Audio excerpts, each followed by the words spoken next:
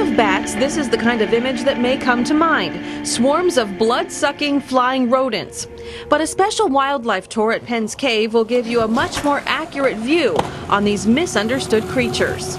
We really have set out to dispel some of those myths about bats and to show people that they're not scary, they're good at the same time. Bats eat thousands of insects. This bag represents the 3,000 bugs a single bat can devour in just one night. People think they get stuck in your hair. They think we have vampire bats living in Pennsylvania, and those are not true.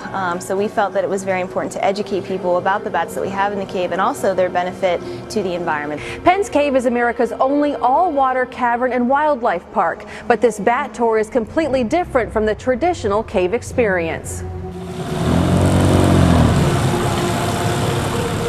Of course, the one-hour tour travels the cavern by boat, stopping in the dark zone, where the lack of light and constant 52-degree temperature makes this a perfect place for two species of bat to hibernate.